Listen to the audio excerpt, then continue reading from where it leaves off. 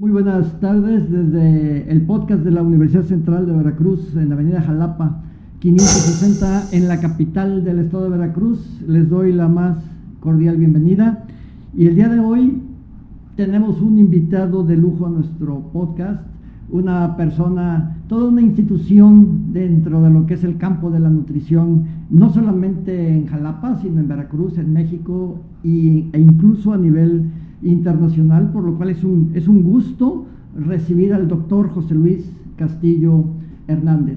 Hablar de su currículum pues nos llevaría quizá toda la hora que tenemos destinado a este podcast, pero voy a permitirme dar algunos puntos sobresalientes de su trayectoria profesional. Él es licenciado en nutrición por la Universidad Veracruzana.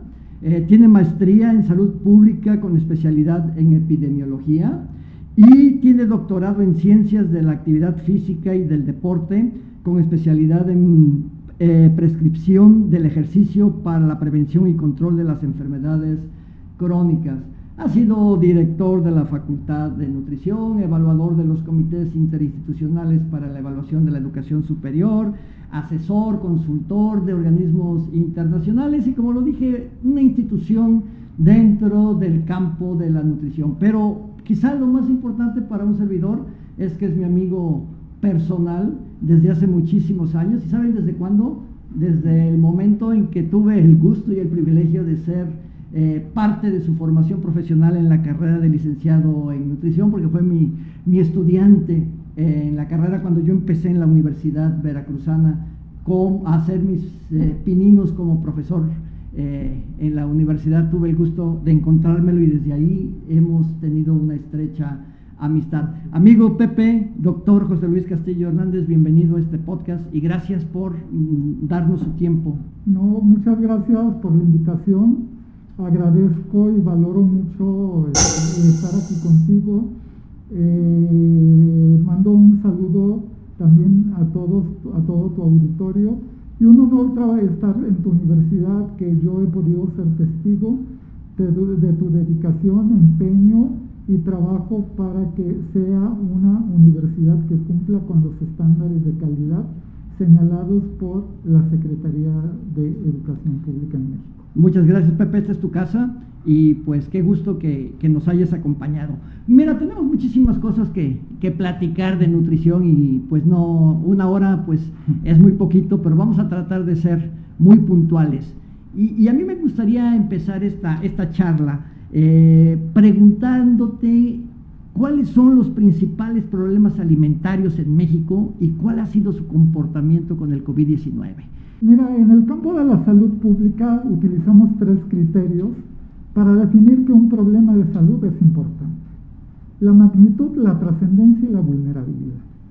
Y desde esta perspectiva, el sobrepeso, la obesidad, las enfermedades crónicas asociadas al sobrepeso, la obesidad, el hambre y la desnutrición son problemas de gran magnitud en México que afectan cada día a un mayor número de ciudadanos de todos los grupos de edad y de todas las condiciones sociales y económicas. Pese a existir un artículo 4 constitucional del derecho a la protección a la salud y la adición del derecho constitucional a la alimentación sana, saludable y de calidad, ¿no? Es una realidad que tenemos.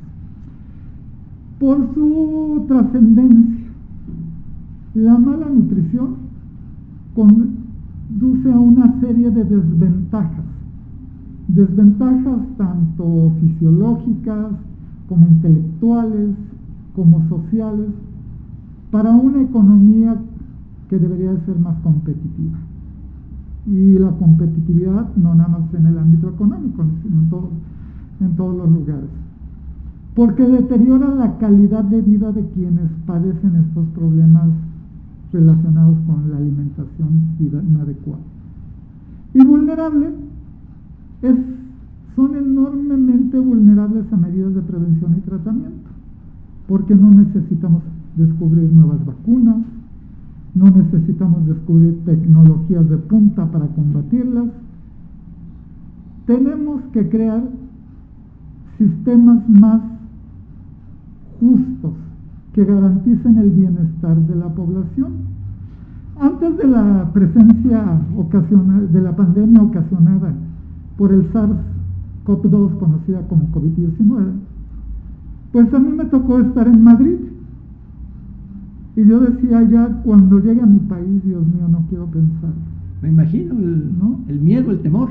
Por las inequidades sociales de nuestro país, y que tenemos, por un lado, ya lo decía, mucha gente desnutrida, con hambre, con sistemas de defensas muy bajos por esa condición, pero tenemos gente de los países con mayor número de obesidad en el mundo. Así es. ¿Sí? Y enfermedades crónicas, que además durante la obesidad hay una liberación de citoquinas que producen procesos inflamatorios. Okay. ¿No? Y ante la presencia del SARS-CoV-2 se produce una tormenta de citoquinas, que es lo que ocasiona los derrames cerebrales, el infarto. Y no es fortuito que en México sea el país donde mueren el mayor número de enfermos por COVID. Pero cuando tú revisas o ves los informes que nos proporcionan nuestras autoridades del sector salud en el ámbito nacional, ves que las principales enfermedades asociadas a muerte por COVID en la población en general son hipertensión arterial, diabetes mellitus y obesidad, en ese orden. Muy bien. Cuando estudiamos las comorbilidades, o sea, enfermedades asociadas a muerte por COVID, en personal de la salud, que se supone que sabemos cómo llevar mejor nuestra situación, las principales causas de muerte asociadas son, en ese orden nuevamente, en primer lugar la obesidad, segundo la hipertensión, tercero la diabetes y le siguen todos los demás. Entonces, antes de la presencia del COVID-19, en México ya teníamos una emergencia sanitaria. Por obesidad y... Por el sobrepeso, obesidad y enfermedades crónicas, los hospitales colapsados, de las instituciones de seguridad social, entiéndase INSS, SEDENA, o las de seguridad social, como los de atención a la población abierta, como son los de la Secretaría de Salud. Y se habla de desabastos de medicamentos. ¿Cómo no? El problema está creciendo. Y con el COVID, pues, se puso más en evidencia esta triste realidad. Fíjate que es muy interesante lo que comentas, porque las noticias que recibimos a diario precisamente te dicen, si eres una persona que tiene sobrepeso, si estás hipertenso, si estás diabético, ten mucho cuidado de no contagiarte con COVID, porque definitivamente eres una persona de alto riesgo para acabar intubado, ¿verdad? Y eso, bueno, pues creo que lo vivimos diariamente, y qué bien que lo relacionas, que está directamente asociado con un estado de salud de los mexicanos, donde tristemente pues encabezamos los mexicanos un país, las listas de países obesos, y creo que esto también viene a responder por qué en Estados Unidos ha habido tantísimos muertos, porque también Estados Unidos tiene una gran cantidad de obesos. Pese a que tiene las mayores coberturas de vacunación. Eso sí. De las mayores coberturas de vacunación, ¿no? Lo cual quiere decir que la vacuna sí te da protección, pero aún estando vacunado y con enfermedades crónicas no transmisibles, sigue siendo un paciente con alto riesgo para complicaciones por COVID. Imagínate, un país de primer mundo con todo un sistema de salud avanzado, tuvo esos problemas asociados con la obesidad y el sobrepeso, con sus muertes por COVID. Imagínate un país con las carencias propio de América Latina, como en este caso México, pues el problema fue grande, fue enorme, ¿verdad? ¿Qué recomiendas, doctor? ¿Qué recomiendas, amigo Pepe, en este caso, en este momento de emergencia sanitaria? Estoy seguro que la pandemia ocasionada por el COVID nos está dejando reflexiones muy profundas, tanto a los expertos en diferentes especialidades de la salud, ¿sí?, como la población en general, ¿no? Una, que revaloricemos cómo estamos viviendo, ¿no? Pero también que veamos hacia dónde queremos dirigirnos. Fíjate, preocupados por esta situación que se estaba presentando y antes de la emergencia ocasionada por el COVID, el Fondo de las Naciones Unidas para la Agricultura y la Alimentación citó una serie de expertos de alto nivel, le llamaron ellos, para analizar qué estaba pasando en el mundo, que pese a los esfuerzos de los organismos internacionales y de los gobiernos, los problemas del hambre y la desnutrición no se podían erradicar. Y que a la par, los problemas de sobrepeso, obesidad y sus enfermedades asociadas estaban creciendo de una manera desmesurada, pese a las intervenciones. Conclusión que se llega. Primera, desde hace años, la Organización Mundial de la Salud está hablando que debemos de transitar hacia verdaderos sistemas nacionales de salud, no basados en la atención de la enfermedad, que es básicamente lo que tenemos, sino anticiparnos y atacar los determinantes que condicionan la situación de salud. O sea, la prevención. Claro. Y es ahí donde, por ejemplo, se encuentra explicación por qué Estados Unidos está pasando lo que está pasando. Y encontramos que el modelo de atención a la salud que tienen es muy parecido al de México, centrado en la atención de la enfermedad, ¿no? Ante esto, los expertos convocados por la FAO dicen que hay que trabajar en la transformación de los sistemas agroalimentarios, que tenemos que reorientar la producción, ¿no? La producción de alimentos y la transformación de los alimentos, que estamos produciendo con productos químicos para incrementar la productividad, que contaminen no únicamente el suelo, sino los campos freáticos de agua, pero además que consumes alimentos que ya llevan sustancias químicas y que podría estar asociada a la prevalencia de otros padecimientos, como por ejemplo diferentes tipos de cáncer, ¿no? Entonces, lo que recomienda la FAO es transitar hacia sistemas agroalimentarios sostenibles. Interesante. A través del uso o la sustitución de productos químicos y pesticidas, y utilizar lo que son los insumos bioorgánicos, ¿no? Número 1. Y contribuir de esta manera al cuidado del planeta, ¿no? Que es otro de los ejes de los ODS, uno de los objetivos de los propósitos de los objetivos del desarrollo sostenible. Pero dicen también que la manera en cómo estamos comercializando y transformando los alimentos es muy inadecuada, porque estamos fomentando las cadenas largas de producción y consumo de alimentos. ¿Qué quiere decir esto? Que como no producimos los alimentos que nuestra población necesita para alimentarse, tenemos que importar alimentos a grandes distancias. Correcto. Y que durante la transformación y transportación de estos alimentos hay grandes emisiones de CO2. La industria alimentaria es el primer emisor de contaminantes por CO2, ¿no?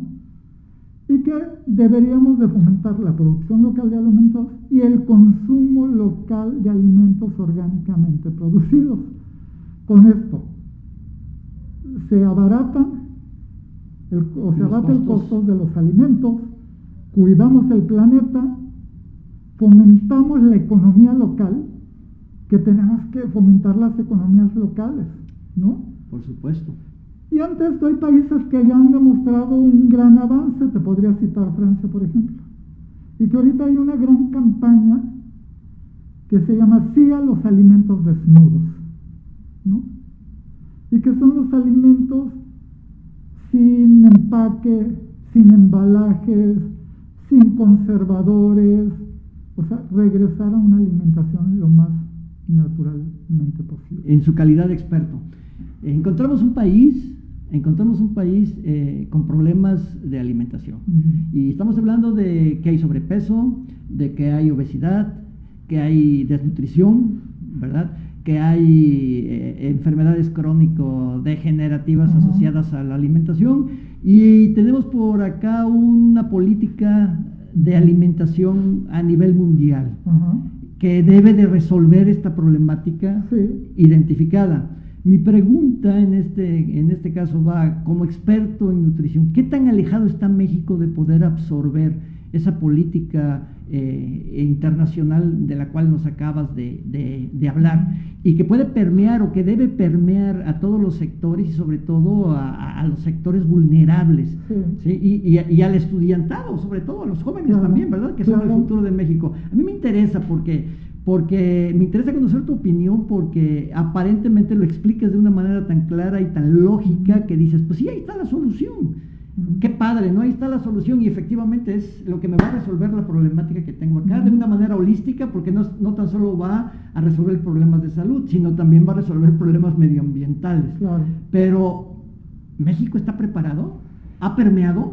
¿Se han hecho intentos, al menos? Mira, hay intereses políticos y económicos muy fuertes, ¿no? Y yo te puedo citar, como por ejemplo, allá por el año 2011, yo propuse y lideré una iniciativa para controlar el uso de ácidos grasos trans en México. Conozco esa iniciativa tuya, muy afamada a nivel nacional, por cierto. Que fue aprobada en la Cámara de Senadores, con el apoyo de la senadora, en ese entonces, la senadora Silvia Domínguez por Veracruz. ¿Qué pasó? Gracias a esa iniciativa está en la etiqueta de nutrición. Fue el marco o los antecedentes en los cuales se basó la nueva ley de etiquetado, que es un trabajo muy respetable del Instituto Nacional de Salud Pública. Pero desde hace años se estaba tratando de trabajar en ese etiquetado frontal de alimentos y no se podía, porque la industria alimentaria compra voluntades. Claro. ¿No? Y había muchos intereses económicos y compraban las voluntades de los tomadores de decisiones. Y la nueva ley de etiquetado no avanzaba. En la Cámara anterior de Senadores fue aprobada. Y actualmente tenemos, la política pública, en este caso, muy favorable a todo esto, porque se acaba de aprobar también la nueva ley de salud escolar, que prohíbe la venta de productos ultraprocesados que están sumamente relacionados con el incremento del sobrepeso y la obesidad, en virtud de su nulo valor nutritivo, alto contenido en grasas no saludables, alto contenido en sal y alto contenido en azúcares simples, que son las más dañinas. Y hay estudios de la Universidad de Harvard que demuestran que el consumo combinado de cantidades exageradas de grasa, sal y azúcar son tan adictivos como la heroína, ¿no?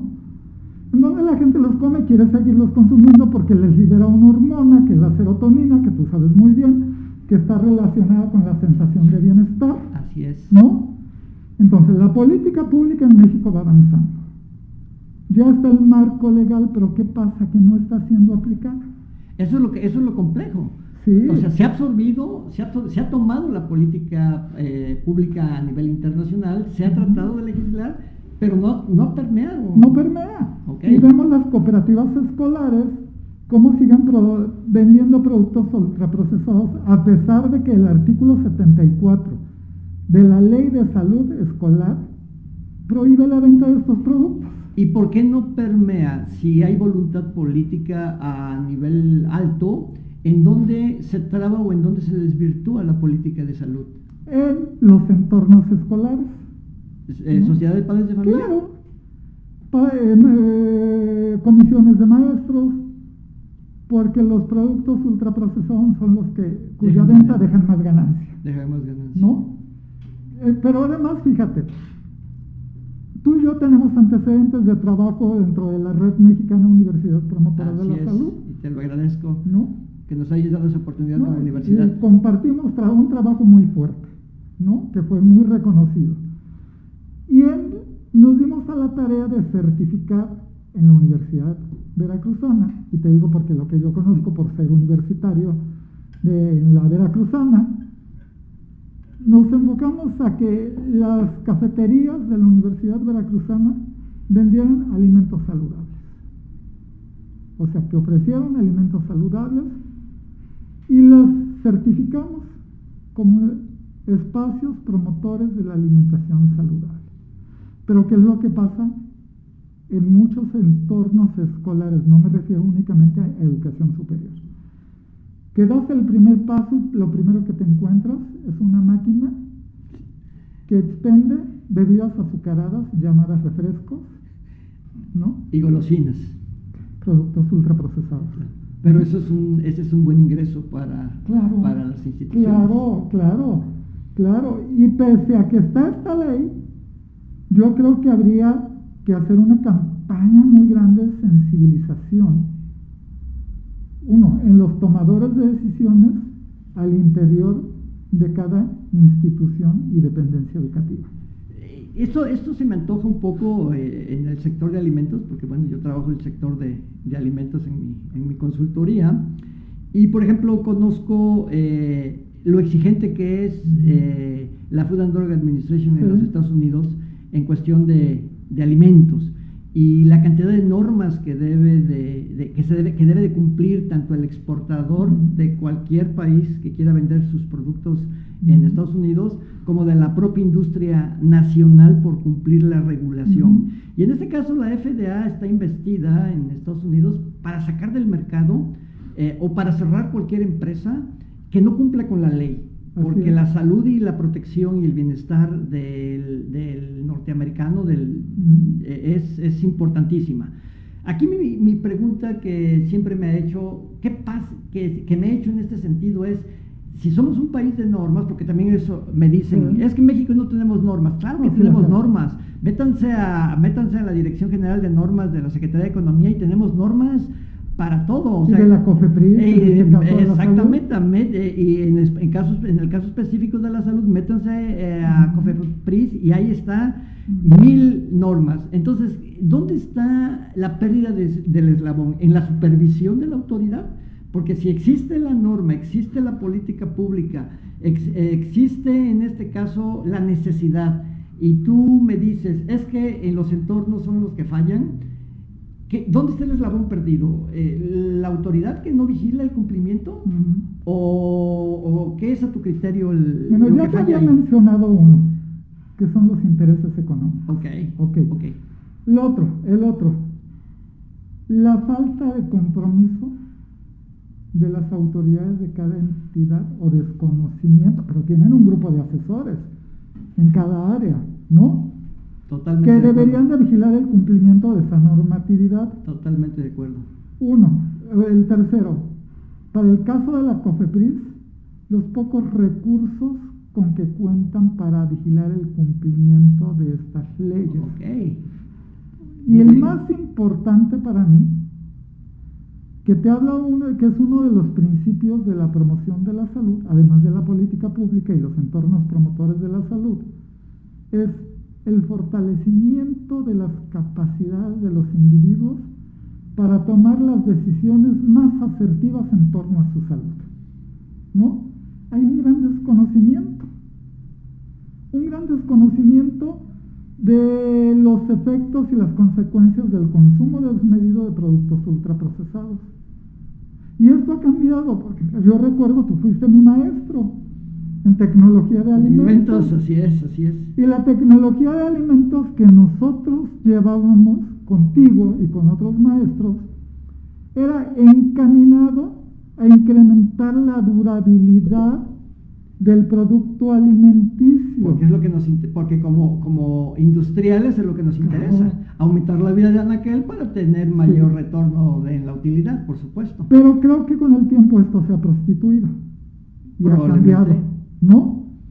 Y la prueba está en el uso de sustancias que deberían de estar prohibidas, el glutamato monosódico, por ejemplo, ¿no? Pero que deja grandes dividendos y que tú ves a la gente, y te digo porque lo he hecho, cuando estudio las familias que tienen en su despensa, me llevo una sorpresa muy desagradable, ¿no? La mayor parte de sus productos, de la despensa, productos ultraprocesados. Muy poca cantidad de frutas y verduras, ¿no? Muy poca cantidad, no saben cómo preparar una proteína de alto valor biológico a través del uso de cereales y leguminosas, que es una proteína más barata que la proteína de origen animal, ¿no? Y las políticas erróneas. Mira, el estado de Veracruz produce mucho más maíz del que necesita su población para satisfacer sus requerimientos de cereal. Pregunta, ¿es utilizado para el consumo humano? Va a la industria de fabricación de alimentos para claro, ganado principalmente. Entonces, yo veo en este momento una buena intención por parte del gobierno federal a través de la Estrategia Nacional para la Alimentación Saludable, Sostenible, Económica o Accesible y Culturalmente Aceptable, ¿no? Que está tratando de rescatar nuestra cultura alimentaria y que han reconocido, de acuerdo a las recomendaciones de la FAO, que el promover la buena nutrición no es una competencia exclusiva del sector salud, sino que debe de ser un trabajo intersecretarial en el cual esté involucrada economía, agricultura, comunicación, salud, educación, por supuesto. ¿no? Retoma eso el gobierno actual federal y crea el Grupo Interinstitucional para la Salud, el Medio Ambiente y la Competitividad. Y fíjate, y van allá, legisla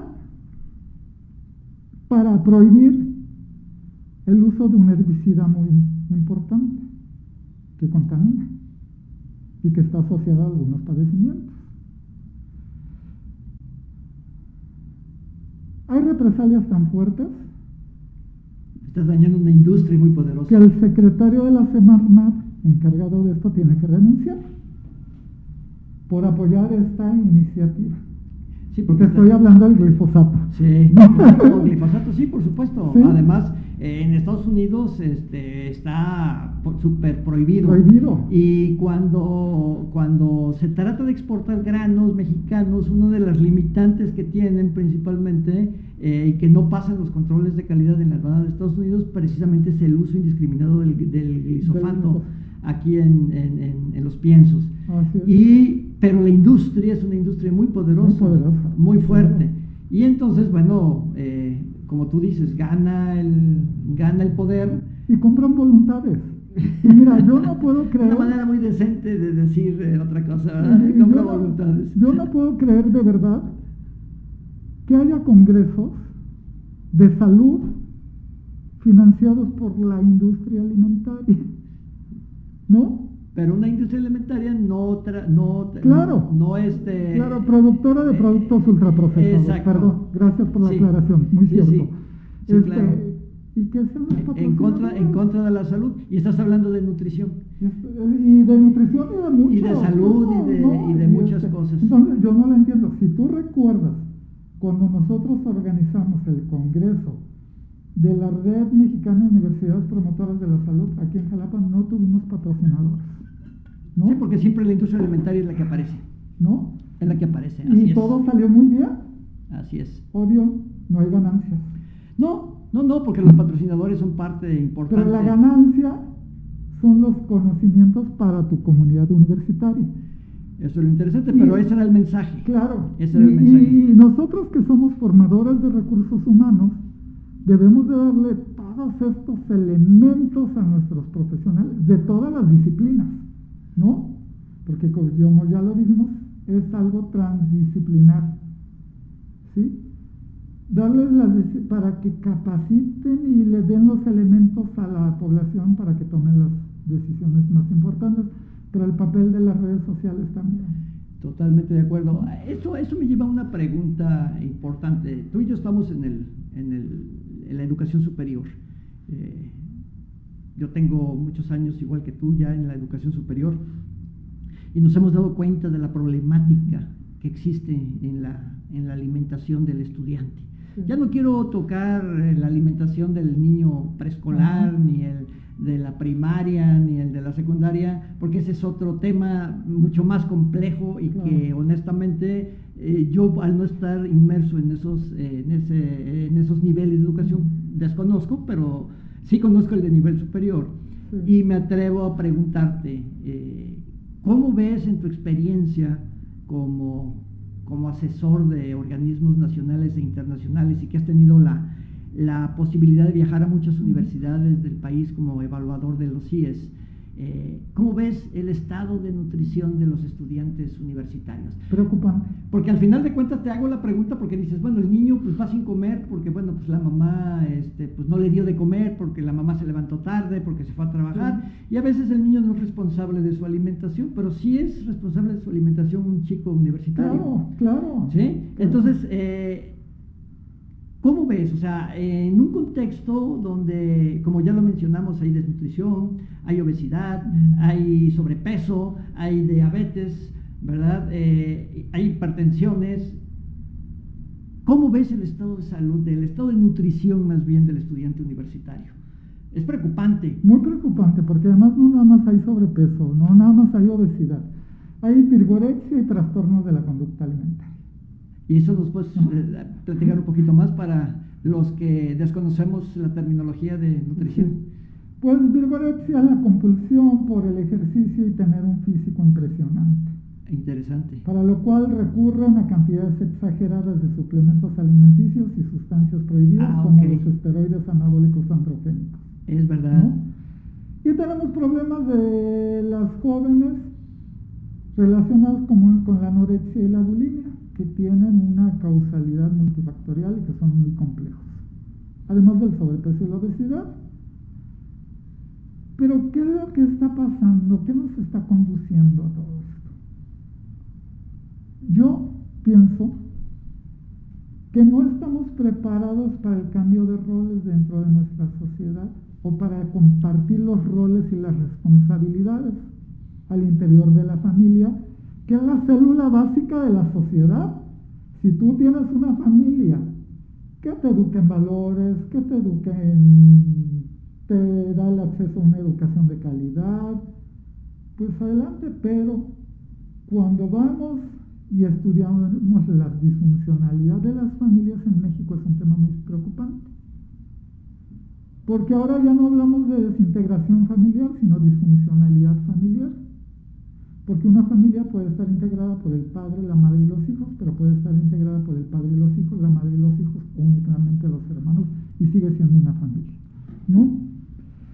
Entonces, ¿qué es lo que tenemos?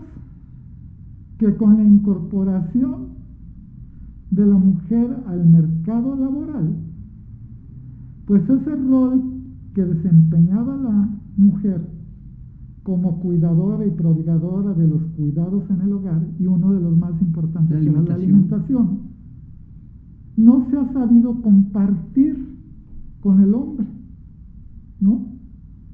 Y llegan los dos corriendo, y bueno, cuando van al supermercado, que te decía yo, la despensa, ¿qué compran?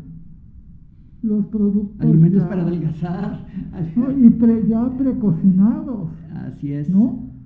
Porque no hay tiempo. Pero además llegan los dos con el mismo horario de trabajo, la misma carga de trabajo y las mismas responsabilidades económicas al interior de la familia, y la mujer a preparar la comida y el señor a descansar porque viene agotado, ¿no?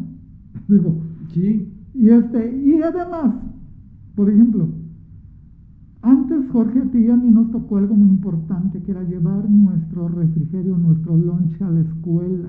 Totalmente cierto, ¿no? Nos tocó, por supuesto. Y ahora ya no, se ha perdido esa formación. Mejor te doy dinero y te compras lo que tú quieras. Así es. Me deshago de esa responsabilidad. Así es. ¿No? Y los jóvenes tienen entornos alimentarios desfavorables, por lo que hablábamos hace un rato.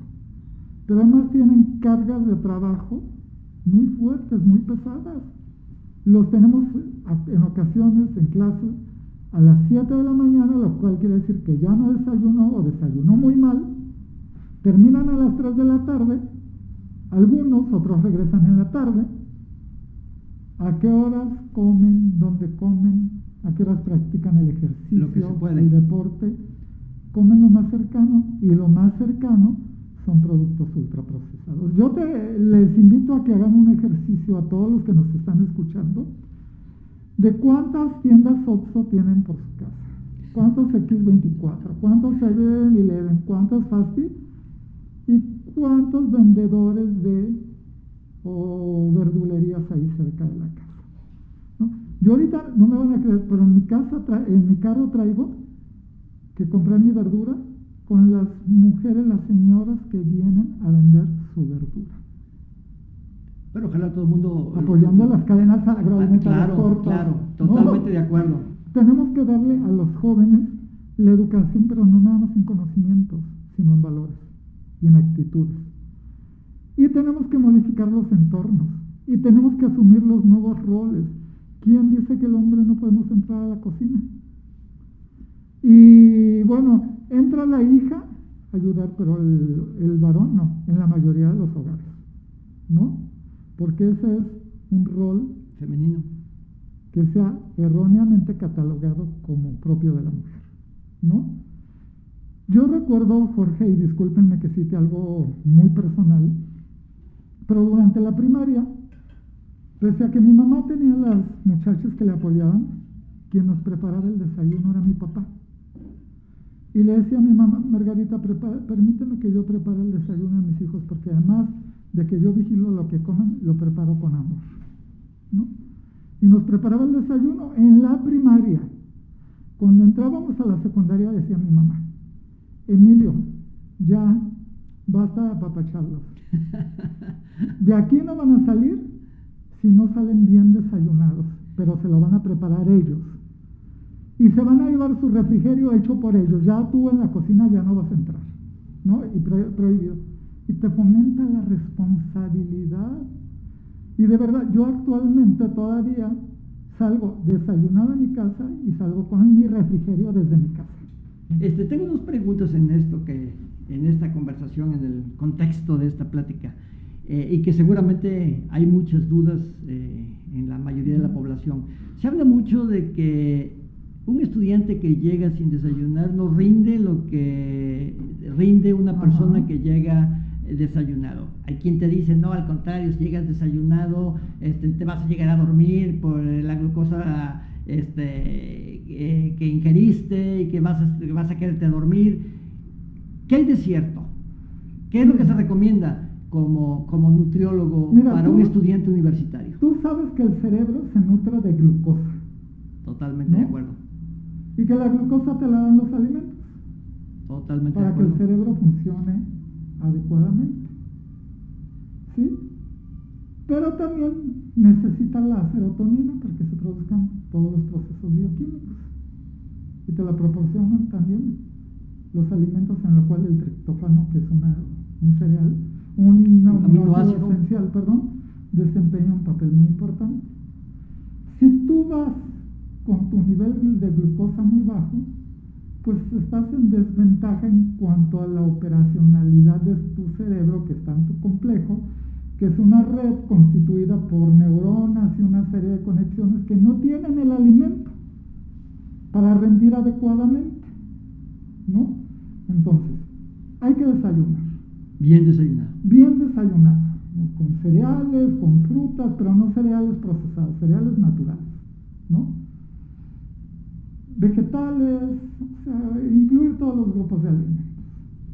Pero hay que desayunar a buena hora, porque si tú vas desayunando en el camino, obvio, llegas a la escuela y la plenitud postprandial te produce. Sí, la glucosa postprandial. ¿No? Sí, claro. Entonces hay que desayunar a buena hora.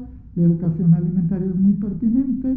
Hay que hacer 3 comidas al día: desayuno, comida y cena, como ya la conocemos en México, con las 2 colaciones, la matutina y la vespertina. Fíjate que eso es muy interesante, porque al menos en mi época las colaciones no existían. Bueno, y estoy hablando de mi época de estudiante, pues incluso universitario, ¿no? O sea, lo que tu mamá estaba preocupado es que te fueras desayunado a la escuela, sí, que llegaras y comieras, Y también te decían, y cena poquito porque si no, no vas a poder dormir. Pero las colaciones pues no estaban prohibidas, no estaban en este caso dentro del régimen alimenticio. Nuestros hábitos alimentarios.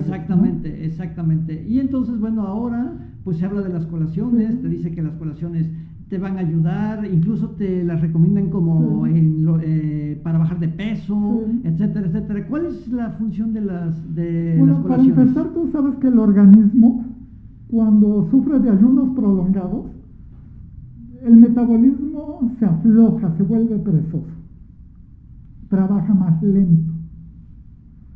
Y el papel de las colaciones es que no haya periodos prolongados de ayuno, ¿no? Pero también de seguir proviendo al cerebro de glucosa. Y bueno, se recomienda generalmente como colaciones, tú lo sabes muy bien, el consumo de frutas y verduras. De frutas y verduras, ¿no? Y de granos, ¿no? De Así semillas. Así es. De semillas. De granos, frutos secos. De frutos secos. Así es, gracias a sus altos contenidos en omega 3, que además son muy importantes para el desarrollo y funcionamiento normal del cerebro. Y los omega 3, como ya lo dijiste, los encontramos en los frutos secos o en los pescados azules o el aguacate. Pues pero también hay una semilla que tiene alto contenido en omega 3, que es la chía, ¿no? Sí, entonces, decirles a los jóvenes, orientarlos. Un estudiante, para que no padezca, o si padece de estrés, o si padece de cansancio, hay que darle dosis de algunos micronutrientes o garantizar el consumo de ellos. ¿Sí? El zinc, el hierro y el magnesio. Y se encuentran también en los cereales y en los frutos secos, ¿no? Inclusive nos sirven para combatir la ansiedad y la depresión, fíjate. Muy interesante. ¿No? Muy interesante. Entonces hay que saber elegir muy bien, y los alimentos más baratos son los que contienen todo esto. Únicamente hay que tener una alimentación variada.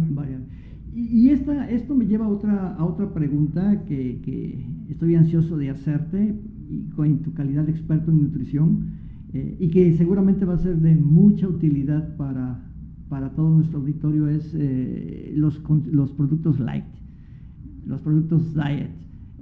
Por acá vemos al estudiante con una Coca-Cola light y por acá con una torta, ¿verdad? O con un gansito y la Coca light. Platícanos de los productos light. Pues, bajo mi perspectiva, solo sirven para confundir a la población, ¿no?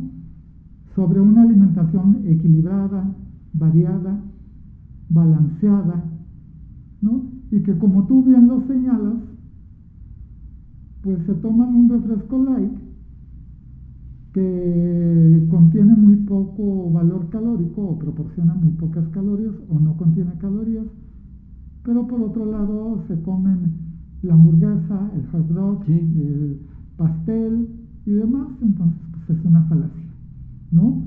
Pero además también hay estudios que demuestran que el consumo excesivo de algunos edulcorantes no calóricos de origen no natural son poco convenientes para la salud, ¿no? Entonces nuevamente lo mismo. Es una falacia nada más, sí, que si tú tomas refrescos light o sin azúcar o bajos en azúcar, no le bajas a tu consumo claro, de harinas, ¿no? Por ejemplo, a través del pan, las pastas, los azúcares simples, ¿no? Muy bien. Entonces de poco sirve. ¿Política pública nacional para evitar el consumo de refrescos light? Ya está el incremento a los impuestos a este tipo de bebidas, que no ha tenido muy poco impacto, ¿no? Yo creo que deberíamos de pugnar, porque yo sé que constituyen una fuente de empleo muy importante en México, pero que reorientaran sus productos hacia productos protectores de la salud. ¿Alguna correlación entre el obeso y el rendimiento escolar? Definitivamente es mucho más bajo, en virtud por los diferentes trastornos metabólicos que empieza a padecer. Y bueno, son los pacientes, las personas obesas cada vez presentan obesidad a más temprana etapa de la vida, con las consecuencias de hipertensión arterial, diabetes mellitus, enfermedades cardiovasculares que los ponen en desventaja ante una persona saludable. Por lo tanto, entonces, una persona diabética, una persona hipertensa, también está en desventaja en el aprendizaje. Y las discapacidades también, ¿no? Discapacidades de todo tipo, tanto físicas como intelectuales, cognitivas, ¿no? Entonces, pues la buena alimentación, por no en balde, es uno de los indicadores más ponderados dentro de los indicadores que miden el bienestar social, ¿no? Hay países que ya están midiendo el bienestar subjetivo de la población y ya miden la felicidad, ¿no? Sí, y la alimentación es uno de los indicadores del bienestar más ponderado. Los trastornos de la alimentación, amigo, ¿qué nos dices? De moda, sobre todo en las chicas que quieren verse esbeltas, que quieren tener cuerpos de modelo. Pues yo creo que en todo. Mira, yo hace poco tiempo también, con un grupo de investigadoras de la Facultad de Nutrición, empezamos a estudiar en los gimnasios por qué los jóvenes son tan obsesivos con su físico. Y nos encontramos que consumen esteroides anabólicos androgénicos y que se los prescriben sus entrenadores y que se los venden sus entrenadores. Y no están prohibidos aquí en México, bueno, no necesitan receta médica. Y encontramos además que les vendían esteroides anabólicos androgénicos de uso veterinario. Sí, es lo más peligroso. Y producen cáncer. Todos los esteroides anabólicos androgénicos, disfunción eréctil, disminución del conteo de espermatozoides en las mujeres, hirsutismo, etc. Hicimos una iniciativa de ley para regular la prescripción y venta de esteroides anabólicos androgénicos que está detenida en la Cámara de Diputados. Supongo que por cuestiones económicas. Sí, eso es uno. Pero los jóvenes les interesa lucirse en las redes sociales con un físico impresionante y a las mujeres cada vez más delgadas, producto de la publicidad, ¿no? Relacionan el éxito de todo tipo con esas apariencias en mujeres muy delgadas o muy atléticas y en el de los hombres con la musculización. Claro. ¿No? Entonces los medios de comunicación juegan un papel muy importante que habría que regular muchísimo a los medios de comunicación. Por lo que nos comentas, es un programa integral, una problemática integral de muchas aristas, que no solamente está centrada, como tú bien lo dices, en el sector salud, sino que engloba y que permea una gran cantidad de entidades. Por eso la promoción de la salud es tan importante. Fíjate, muchos confunden la promoción de la salud con la educación para la salud. Y la promoción para la salud, uno de sus principios son la buena gobernanza, o sea, que ataque los factores estructurales, la política pública pertinente, la capacidad, la toma de capacidad, el fortalecimiento de las capacidades de los individuos, la sustentabilidad ambiental y social, los entornos promotores de la salud. Sí, está definitivo. Pues qué grandes conocimientos nos has dado. Y yo ya para cerrar esta plática, yo te quisiera interrogar sobre un término, un concepto que está en el aire a nivel mundial, y que es la alimentación saludable y sostenible. A mí me gustaría que nos hablaras porque es un tema de actualidad, es un tema que nos interesa a todos los mexicanos, bueno, no solo a los mexicanos, a la población del mundo, en particular a los mexicanos y veracruzanos, y que valdría la pena que a nuestro auditorio lo informaras acerca de este nuevo término que está en la jerga de la nutrición mundial. Bueno, pues de alguna manera ya abordamos, por ejemplo, alimentación saludable, que los sistemas agroalimentarios transiten hacia la producción de alimentos saludables. Perfecto. Libres de químicos, de contaminantes y además promotores de la salud y la buena nutrición. Puntual, ¿no? Muy bien. El otro, sustentable, que se produzcan sin alterar el medio ambiente y sin afectar su producción en el futuro, en generaciones futuras. El cambio climático es una de las grandes áreas de oportunidad de la seguridad alimentaria y nutricional, y y la trazabilidad. ¿Qué es la trazabilidad? Vigilar al alimento desde la producción hasta la mesa, ¿no? Si tú vas a Europa, tú lo sabes muy bien, compras una pieza o algún alimento y te dice se produjo en tal huerta, bla, bla, bla, con tal fecha. Si compras un producto cárnico, se produjo en la granja fulanita de tal, va, y libre de tanto, ¿no? Entonces, tenemos que transitar hacia el consumo de alimentos que garanticen y contribuyan a la sustentabilidad ambiental y social sin comprometer el futuro de las generaciones venideras, ¿no? Y nuestra Estrategia Nacional de Alimentación contempla todo esto. Y en Veracruz se inició y se echó un proyecto muy interesante a andar, manejado y coordinado desde el Consejo Veracruzano para el Desarrollo Rural Sustentable. Y actualmente vamos a entrar a trabajar muy fuerte gracias al interés del delegado de Bienestar Social en el estado de Veracruz, en las escuelas, en el proyecto La Escuela es Nuestra. Fíjate, vamos a entrar con alimentación saludable, sostenible, culturalmente aceptable, contando con la participación de productores locales, de cocineras tradicionales, de padres de familia y de líderes comunitarios. Excelente, ¿no? Excelente. Entonces, pues un aplauso por esa iniciativa. Así es. Un aplauso por esa iniciativa y esperamos verla consolidada muy pronto. Bueno, pues gran placer estar con tu auditorio, contigo.